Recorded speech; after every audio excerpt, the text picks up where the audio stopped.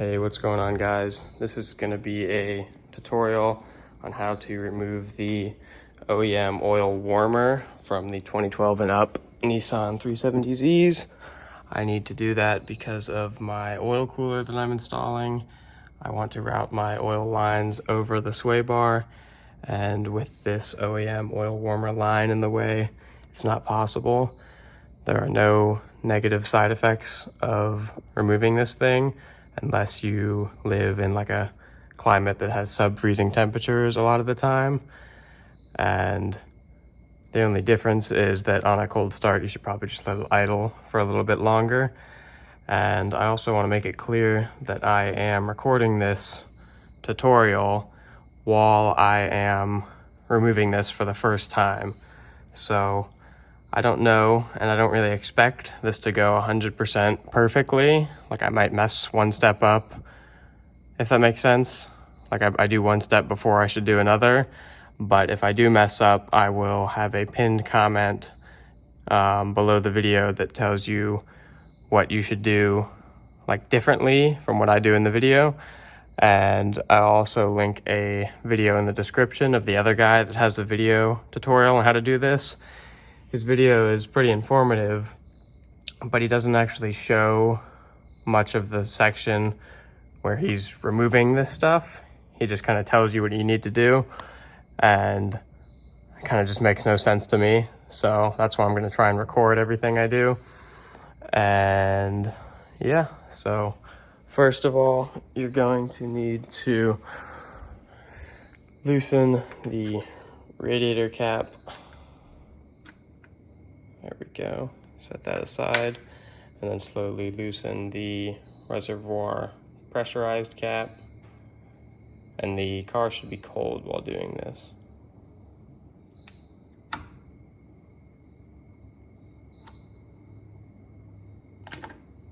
There we go. And I'm also going to be removing this completely to paint it because I'm not a fan of the yellow. But after that, you're going to get something to drain the coolant out. So in my case, I didn't have another container, so I'm just using a milk jug, actually 2 gallons. I'm hoping that's enough. I'll look that up in a second.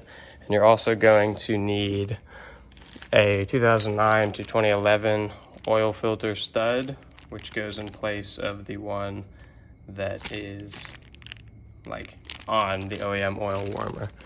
And so I'll follow this up in a second.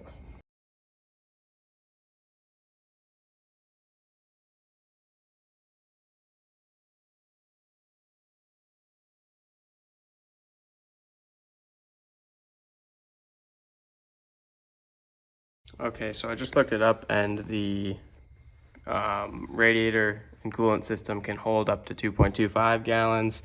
So I've just gone ahead and got another 1 gallon jug.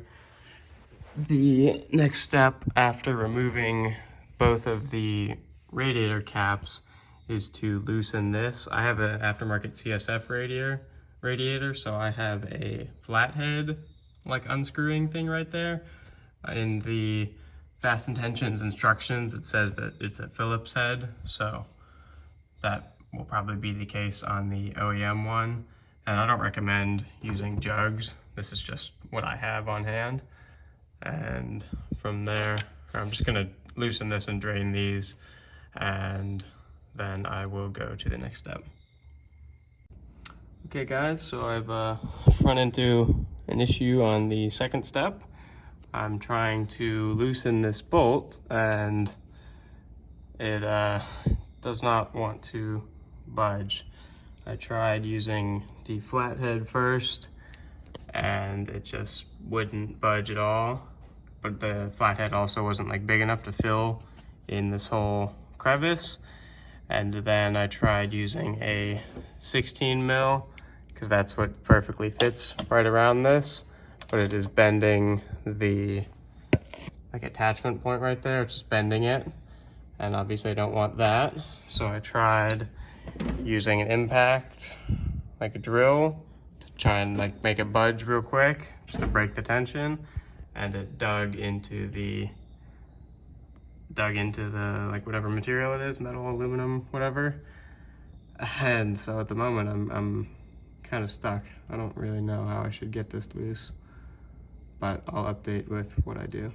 Okay, so this is an update. I was about to give up, and I just did one more twist with the 16 mil, and the markers, I noticed, became uneven, and I was like, wait a minute, that's loose now. So I just got to get the jugs ready and loosen this a bit more, but then I'll start draining it. And you will need to burp the system after this is done. And I'm gonna put the camera down so I can focus on this. Okay, well, I got the coolant thingy bleeder port loose. Made quite a mess. I had both caps off and it still spilled everywhere.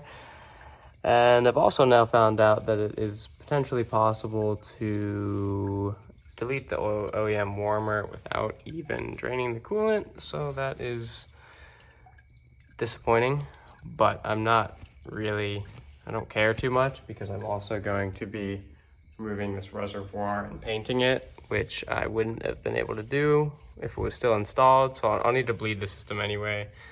And yeah, so just be careful when that piece comes loose and be ready for it to fly off. Hey guys, this is the next day. So I've let the coolant drain all out, and since I am going to be painting this thing black, just because I don't like the look of the yellow in the engine bay, I am removing it. And so there's two 10 mils on each side, and you'll need to pull the plastic tube that's off right here. There'll be another tube that goes down into there in those little clips you can kind of see right there, right in the center. And there's one more right there. It's hard to see with the lighting, but right in the center of the screen. And you'll just pull the tube out easily. And then this tube right here connects down into that piece. And so in order to release them, I'm just gonna pull it up right now.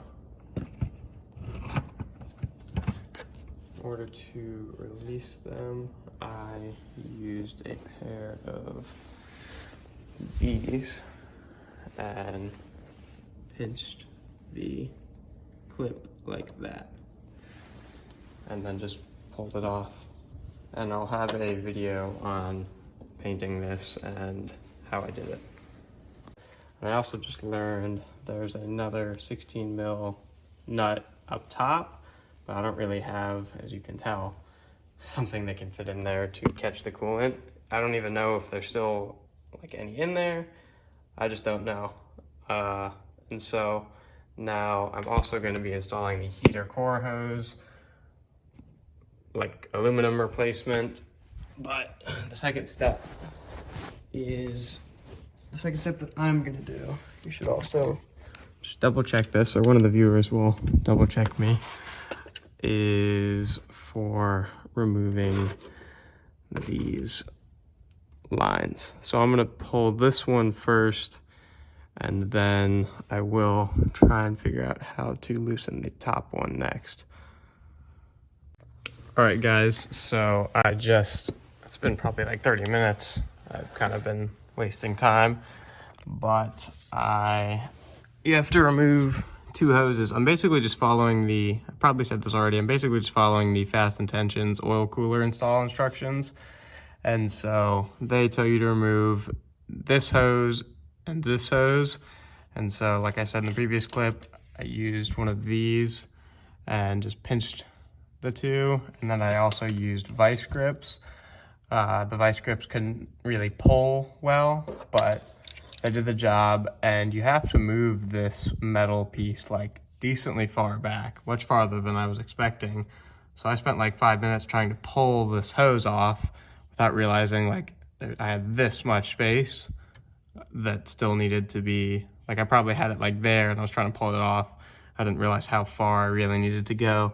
And there was a similar situation with the top one, but I was able to get that one pretty easily. And so now I believe I have, right now you're gonna get what I believe is a 1-inch socket, and you're going to loosen that nut up top. I'm gonna try and, like I said, I was gonna try and record all this for y'all, but I just realized earlier, okay, so this is definitely not a 1-inch nut. I just realized earlier that my tripod, its lowest setting is too tall to get in here, so I can't really record, you know? But I'm gonna go look at the instructions again and figure out what size nut that is. Okay, so when removing this stud, I tried a 21 mil, which didn't fit, and a 22 mils, which I have on right now. And it does fit, it's just a bit loose per se. So it does fit, that's the closest fit that I've found. I tried using a 7/8 inch.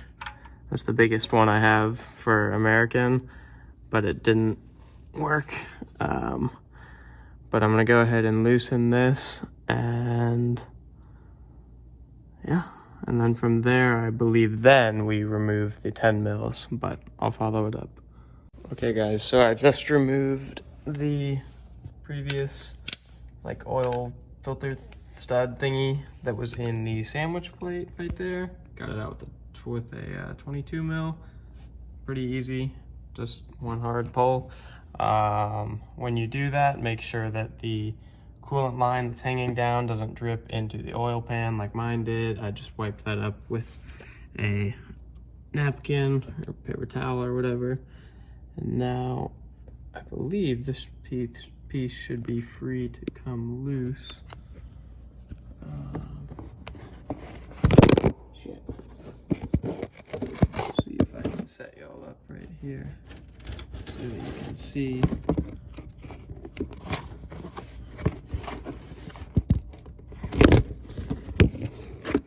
All right, guys, so I just pulled this thing off. Just please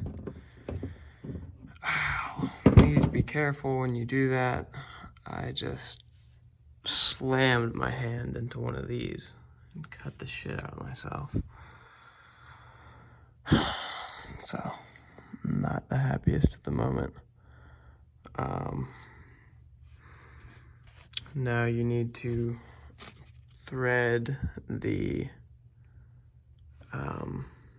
nut that you bought in, I believe with a 12 millimeter, but just hand tighten it for now, and I'm gonna go look at the directions again.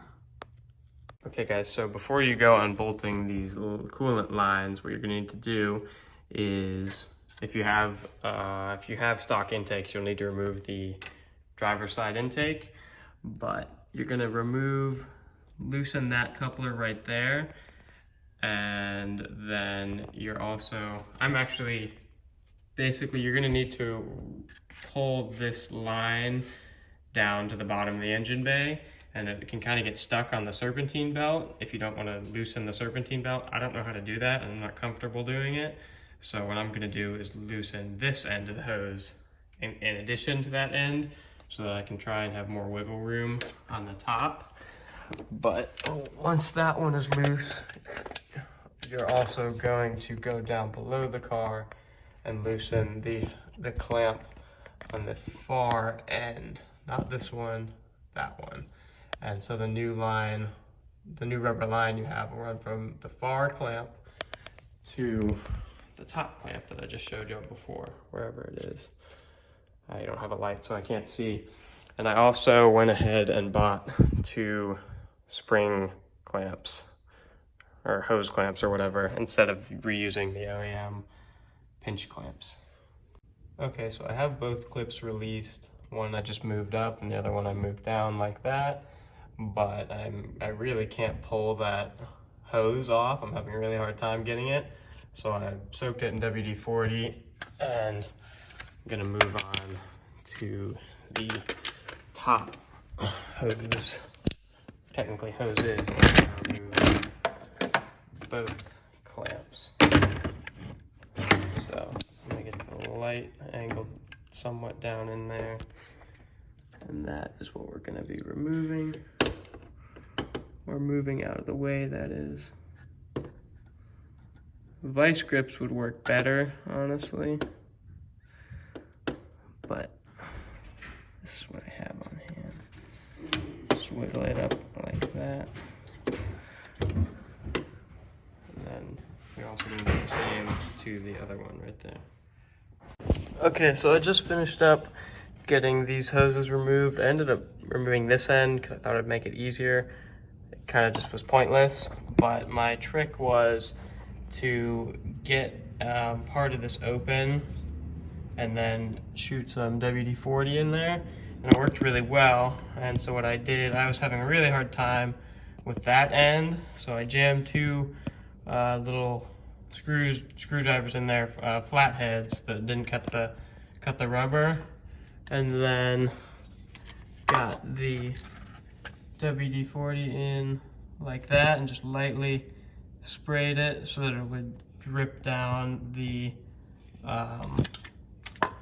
pipe thingy, whatever, and it's basically popping off right now, which is why I'm recording it.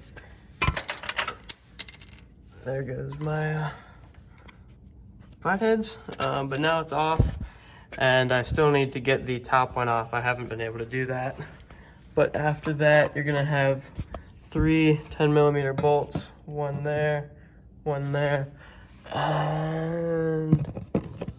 one, wait a minute, where am I?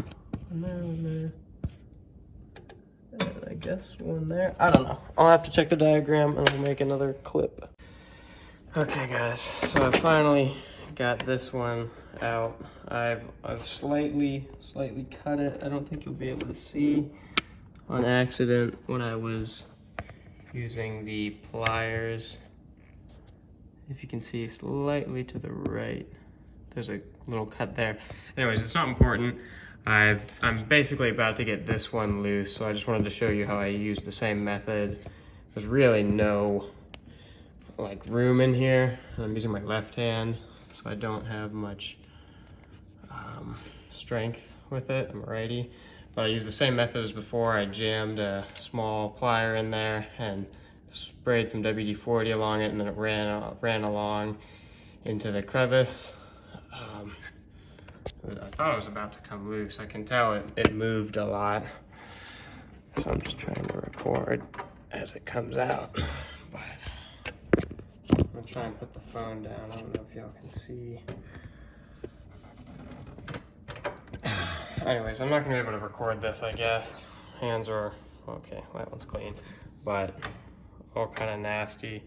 It's just gonna suck getting in there. And also cover the serpentine belt up. If coolant gets on it or like stuff like WD-40, it could dry it out and then it could break. And if you do get anything on it, just wipe it off. Not a huge deal, but I'm gonna go pull this one off and then get the 10 mils. Okay, regarding the last clip, the 10 mils there, and right there. And so I'm gonna go ahead and loosen those right now, and then navigate the, there it is right there. I'm gonna move this, just pull it down through the bottom. Just be careful and don't snag it on anything. Okay, so I just got this out. Took a while. You just have to wiggle it a ton. I honestly panicked for a bit because I thought that I was totally screwed. I was gonna have to take a bunch of stuff apart because I could not get it out. But just keep on wiggling it. You'll eventually get it. This neck up top is the really hard part. I had to just do a ton of maneuvering. Like I said, you'll get it. And now I'm just gonna put the 10 mils back in this in case I ever need to put it back in the car. But yeah, then on to the next step.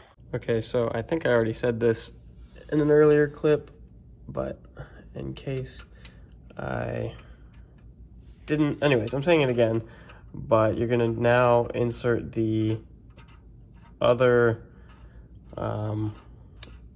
plug that you ordered, the other oil filter stud from the 09 to 12s. You're gonna hand tighten it just like that. And then you're going to need, I emphasize need, a 12 millimeter hex key.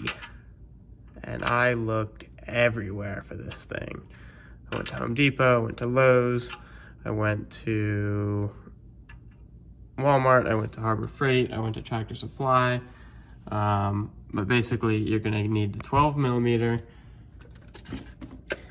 and then you're gonna turn it like an eighth of a turn. So just to get a little tighter. So I'm just gonna do that. Maybe one little bit more for good measure.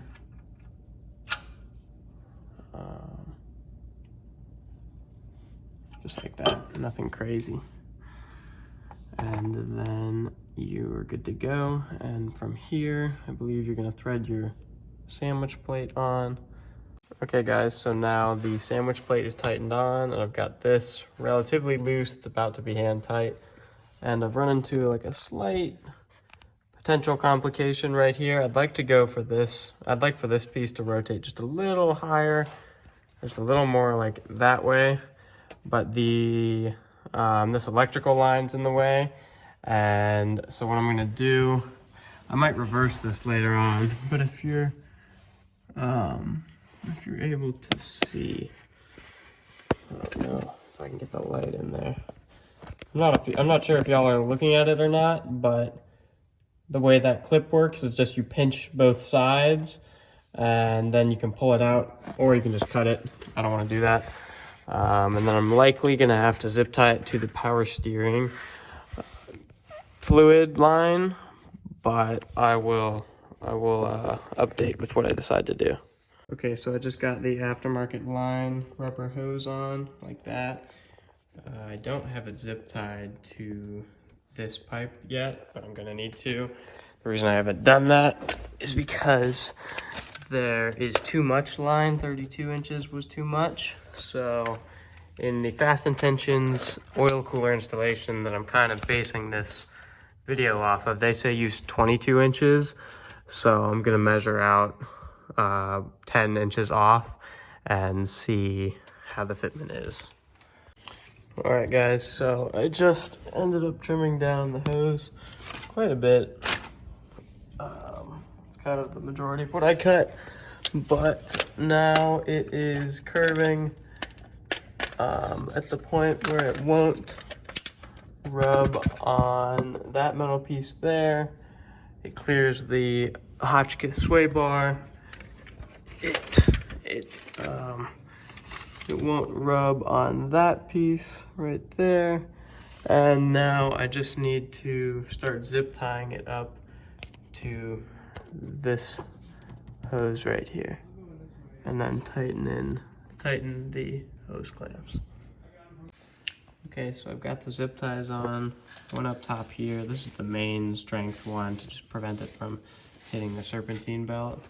And then another one down there in the middle, and then one at the bottom for good measure. And so now I'm gonna tighten this hose clamp, and then the one at the bottom too. And then begin reinstalling everything else. Okay, so I've now got the lower hose clamp tightened. Honestly, I'd recommend using the hose clamp and the OEM spring clamps on the piece I just showed you right there and the top level, because honestly, I think that hose clamp is on like as tight as I could, but just because of there's just no way you can get a screwdriver in there. I had to use one of these and just rotate it over and over, just ever so slightly. I'm just not too confident that I got it as tight as it could go, but I think it'll be fine, and I hope it'll be fine. But yeah, I'd recommend using both if possible. And so now I'm gonna go on to routing my oil lines. Okay guys, so I think in the start of the video I mentioned there's two different ways that you could potentially route your oil lines. This was one of the ways. You would just run it essentially to the driver's side. And this is not the optimized layout. Like, I could straighten this out and everything.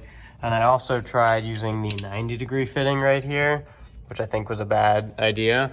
But basically, there's just not enough line to wrap around how I had envisioned it. Potentially, I mean, actually, there probably would be if I used the 90-degree ending over on this side, but I just don't think that, I don't know. Now that I record this, it's honestly not a bad layout, especially if I ran the line through there. I'd have a ton of extra like line that I could pull, but I also don't have the bash bar on, and I don't know how that will affect the layout. So I'm not gonna mess with this. Also, the tape is on here just so oil doesn't leak out. I'm probably not gonna mess with this setup any longer. I'm likely just gonna run my lines through here and then over like that. But keep that in mind if you want to go that way. It's definitely a possibility, but I'm not going to be doing it. So an update to the last clip, running the lines the way I had it definitely could be done. I just tried test fitting it with the bash bar installed, and it definitely could be done, but I would recommend moving the radiator or moving the oil cooler a bit to the side and watch out for the wire harness. But I'm still gonna route mine through the reservoir opening.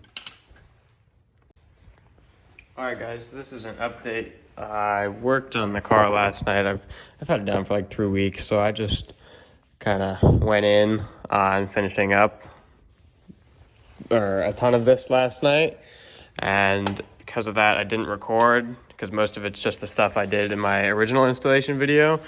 I mounted the cooler again, reinstalled the lines up top, tightened them down. What else did I do? I've got the lines routed through the lower windshield reservoir bracket area.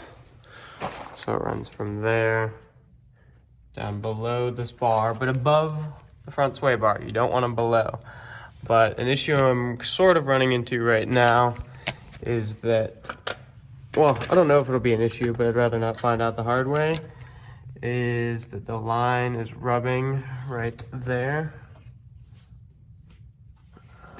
This line is rubbing right there. I just don't really think I have much to zip tie it to. I tried zip tying these two together, but instead of pulling this up, it just pulls this one down.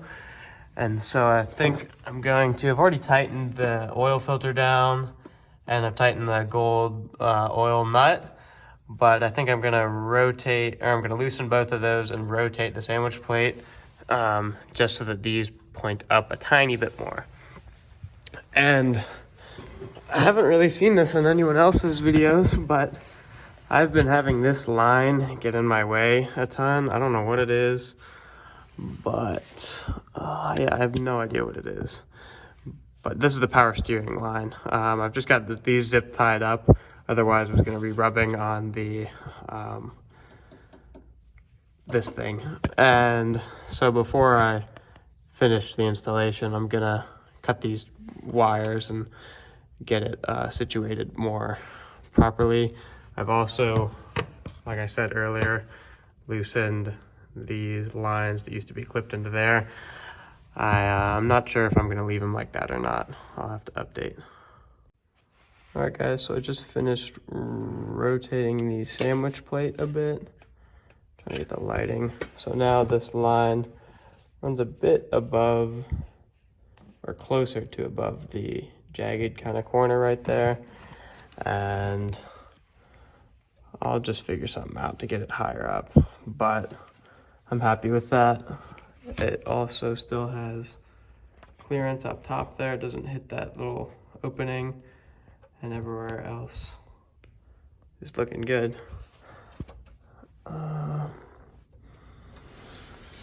Now I'm just gonna reinstall the oil filter and clean it off with brake fluid so that I can see if there's any oil leaking, and that will be it for down here.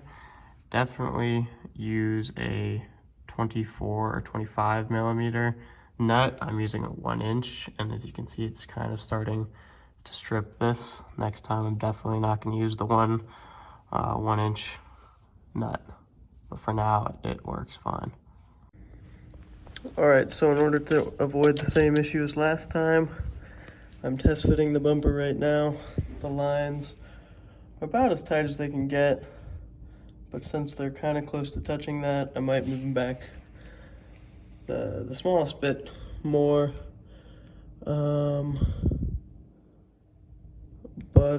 Yeah, the bumper's not like actually attached yet, but I just kind of have it roughly pushed into the mounting points, and I'm basically gonna finish up the whole job now. Also, before I forget, you only use the O-ring that's on the sandwich plate. You remove the one that was in the OEM oil warmer. If in the video I link in the description, he forgot and left both of them on, and his kit started leaking.